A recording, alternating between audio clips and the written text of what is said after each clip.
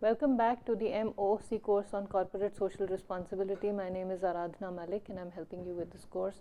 And excuse me, we were discussing the global timeline in the previous class. We saw some very interesting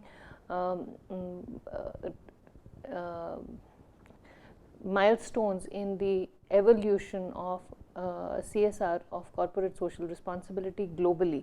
So let's see what happened. We discussed up to 1989. So the the 80s were over, and by that time the discussion had started revolving around evaluation of the efforts, measurement of the efforts that were being put in for CSR. Now we will move the discussion to to what happened after that. Now in 1991, the IUCN UNEP World Wildlife Fund published the second World Conservation Strategy. It was called Caring for the Earth, and this particular strategy focused on sustainable society, sustainable living, and sustainability itself, and described what these terms meant and how they were related to the world, or to what was happening in the world. In 1992, Business for Social Responsibility, the organization Business for Social Responsibility, was founded, and this is available on this website. Let me just show you. I forgot to.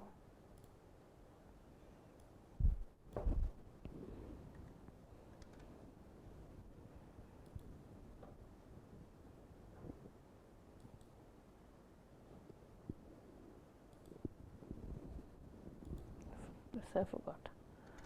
Okay.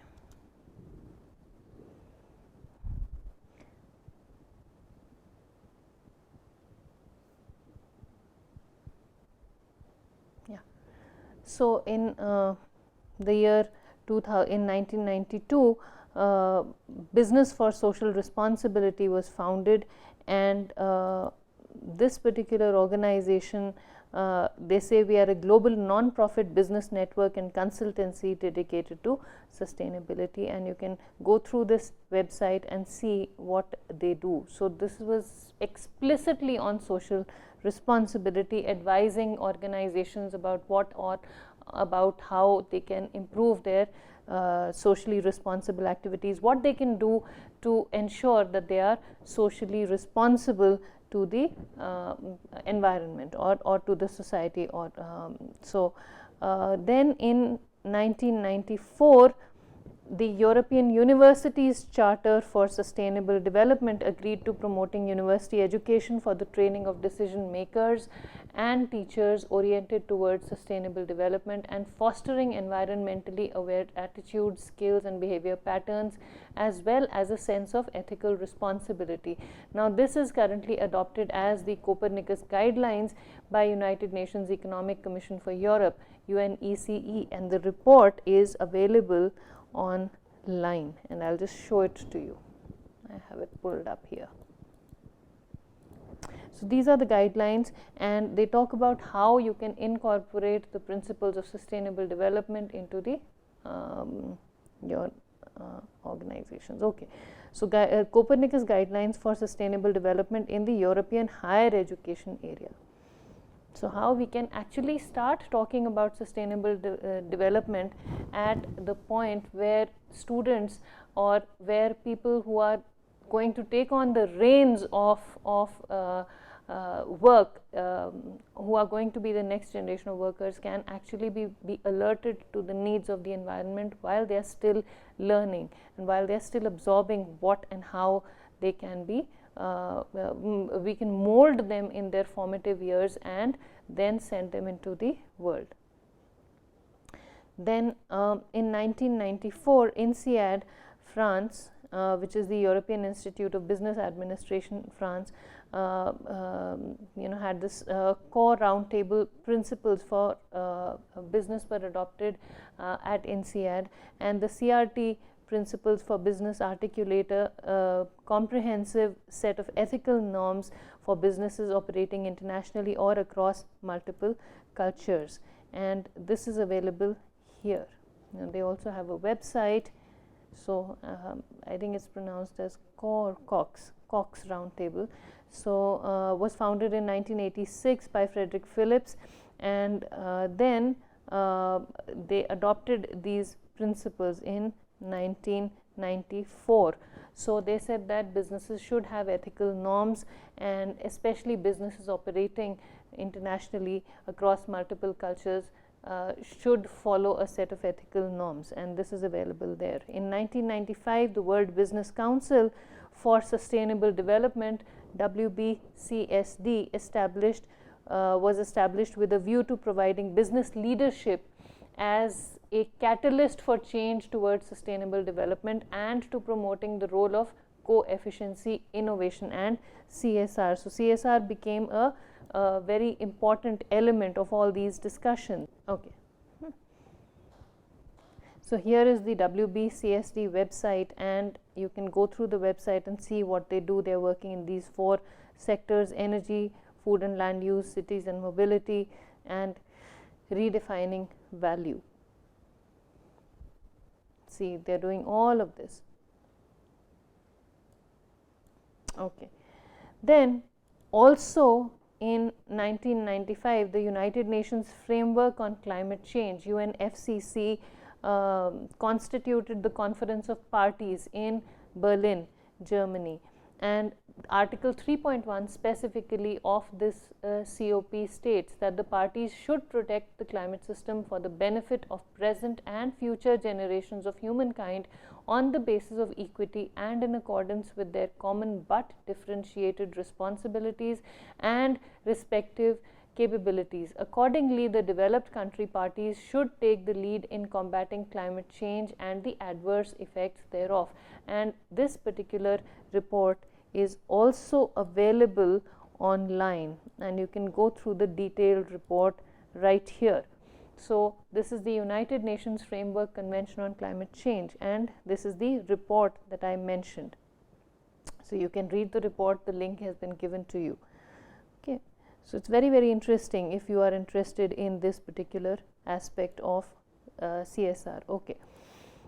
Then in 1996, the Organization for Economic Cooperation and Development, OECD, introduced the concept of environmentally sustainable transportation.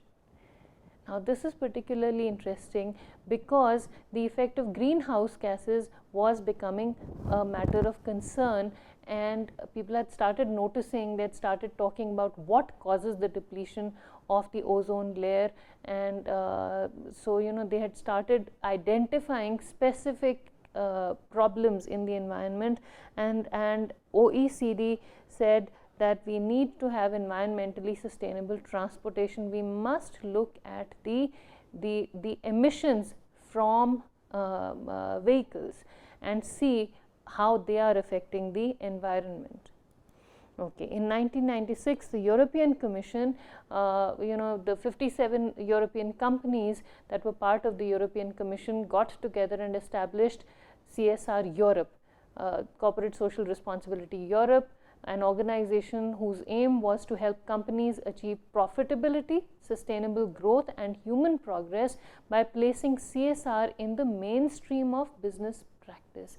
And they said, well, we cannot progress till we look after the environment, so it has to be an integral part of the way we strategize. And this is, again, the website is right here, CSR Europe, the European Business Network for Corporate Social Responsibility. You can discover the network. They have various tools, campaigns, etc. So you can go through this website and see what they do, how they are, the dialogue that has been going on through this forum. Okay.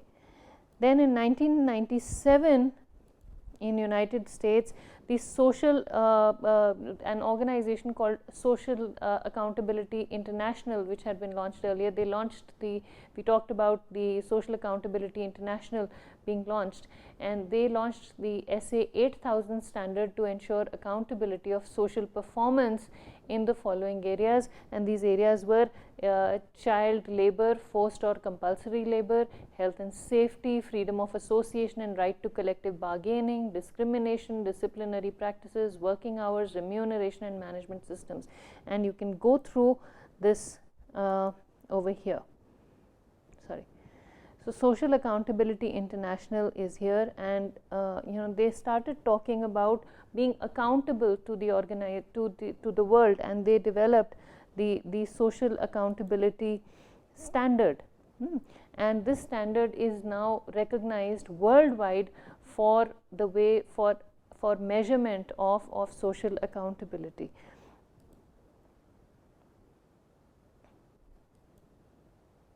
Okay.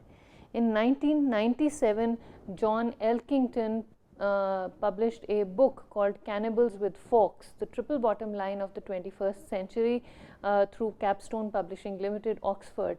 And he coined the term triple bottom line, focused on people, planet and profit, and the review of this book is available at this website. You can go through the review and know what this book is all about. If you want to purchase it, I think it's available online also. So very, very interesting discourse on how developed or civilized societies are eating into their own resources and how that must be stopped. So it was an awareness generating book. Then in 1997, the Global Reporting Initiative was launched to develop sustainability reporting guidelines. And these guidelines focused on actively reducing greenhouse emissions. So actual figures were outlined, this percent has to be reduced by such and such date, protecting natural habitats, especially of endangered species of flora and fauna. They talked about the Great Barrier Reef. Then they also talked about reporting sustainability efforts in a systematic manner. And this again is available online. Let me show this to you. Yeah, Global Reporting Initiative. So here, GRI is an international independent organization that helps businesses, governments and other organizations understand and communicate the impact of business on critical sustainability issues such as climate change, human rights, corruption and many others. So various things are being looked at here through this particular organization, and you can go through it, and they say that they have reporters in over 90 countries. And they claim that 92% of the world's largest 250 corporations report on their sustainability performance. So it's a worldwide network, very prestigious. You can go through it and see what they're doing here. Okay.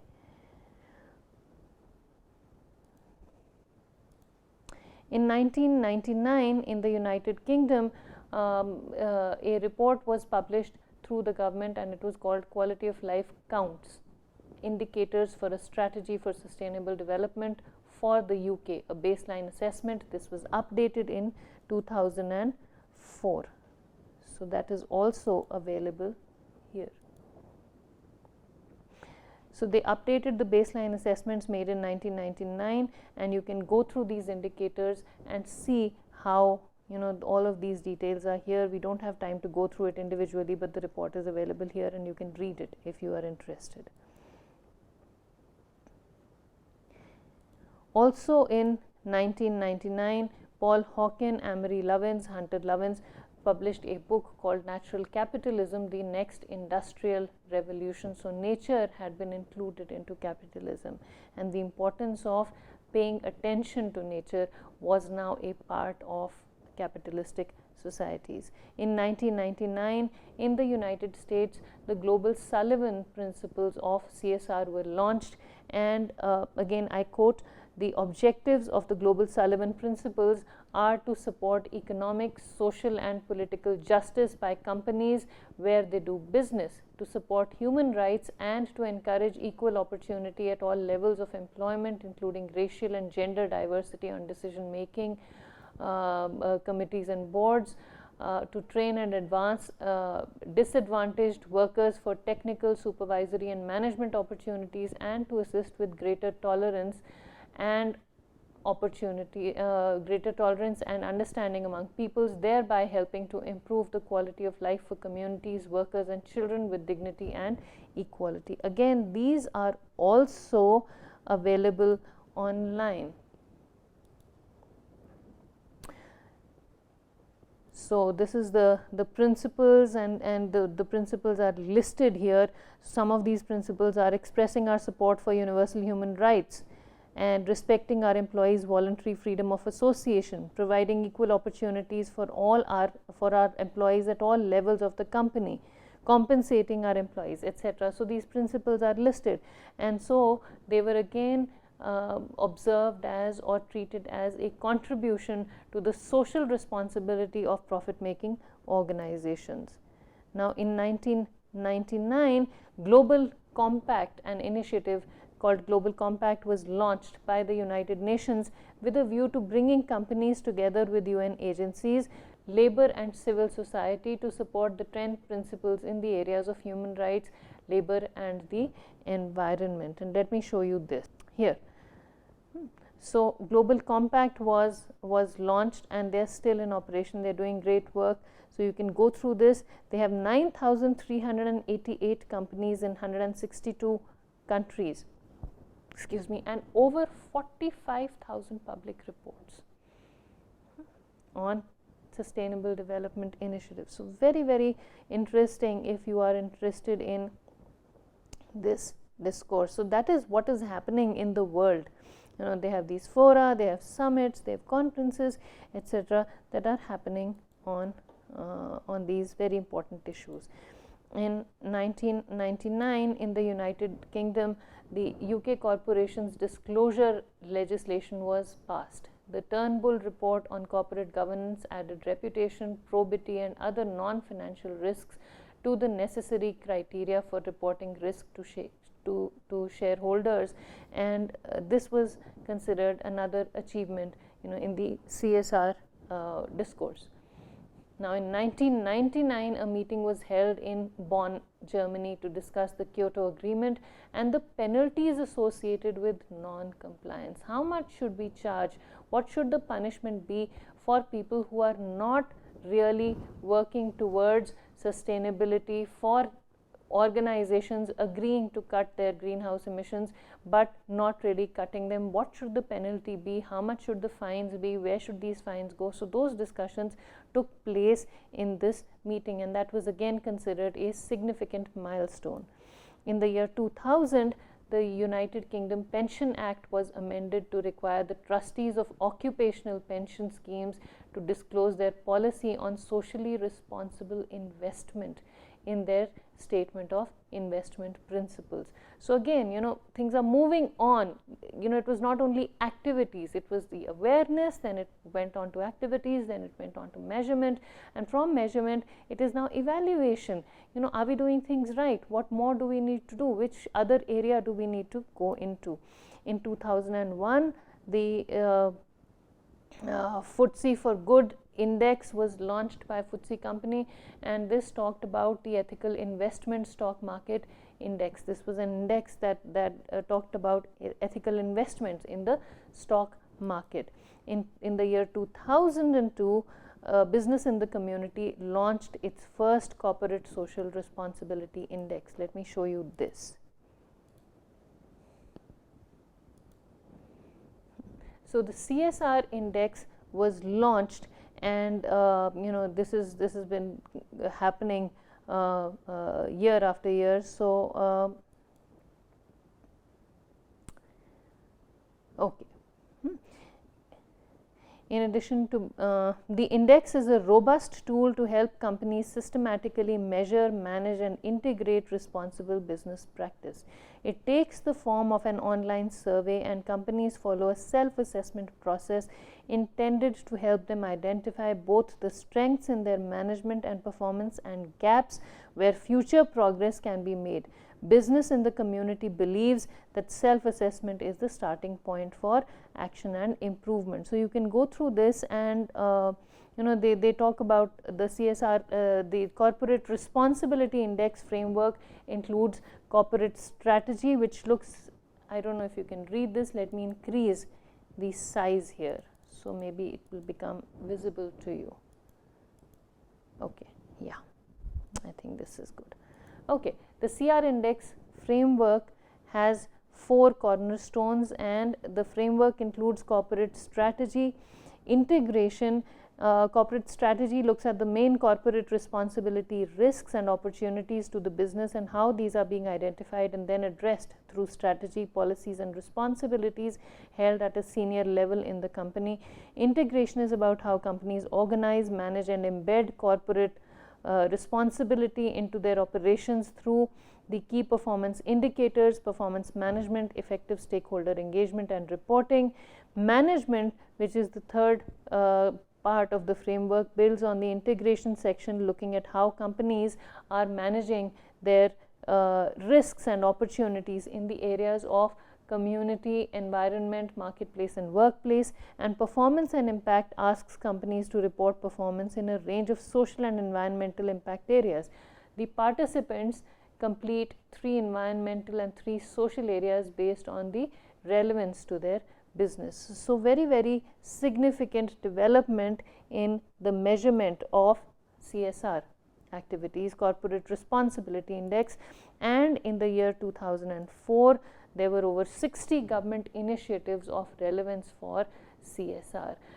So, this had started growing, everybody was talking about corporate social responsibility, governments were taking note of it, governments were trying to enforce this through their laws, through their regulations, through their directives to various organizations. The UK Parliament then had 2 all-party groups on corporate citizenship. One was the all-party group on CSR, the other was the all-party parliamentary group on socially responsible investment. It was not only the activities, it was also socially responsible investment. So, the discourse had really grown. And then, of course, worldwide there was this explosion of CSR activities and measurement and evaluation. And then, everybody all over the world started talking about CSR and what they needed to do to be socially responsible. So, you follow the timeline, I'll repeat myself. Initially, it was just independent efforts mushrooming up in different places. Then it took on the shape of awareness generation through campaigns, through various activities. And after that, the discourse shifted from just awareness. People were aware, yes, this is happening. The ozone, the hole in the ozone layer was discovered, and then people said, oh, we are actually damaging our environment, so let's do something about it. So, they started becoming very, very specific as to what needs to be done. So, they said, okay, these are some of the areas that we need to focus on. And then slowly from there, the discourse then shifted to measurement. How much are we doing? What do we need to do? How much do we need to do? How many, what is the percentage of greenhouse emissions that we need to cut down? Then the focus shifted to how will we evaluate ourselves. So, have we done enough? If yes, how much have we done, what we need to do more. And from there the discourse shifted to actual penalties. What do we do to people who are not really helping the environment? How do we question people? How do we take stock of the situation? So, what do we need to do to improve the situation? So, penalties, there was discussion on penalties, and then people started moving out of the ambit of just activities and ideology to activities, to measurement, to evaluation. And then we said, okay, we must start things at source. So, the discussion then moved on to including this in the curricula of schools and colleges and universities, and then also talking about socially responsible investment. And now it is a very, very big, very, very huge field in which all people are getting many, many more ideas on how to be responsible to their environments. Now, coming to CSR in India, what happened is that here, we don't really have very much. I was unable to find a lot of documentation on how CSR came to be developed in India, but I was able to find a paper by Professor Balasubramaniam of IIM Bangalore and his associates, and they talked about models of social responsibility in India. So, they said that social responsibility has taken 4 forms in India over the years, and there have been a lot of activity has gone on, but it hasn't really been documented appropriately. So, the 4 models of social responsibility in India are the Gandhian model or the ethical model, which talks about voluntary commitment to public welfare based on ethical awareness and broad social needs.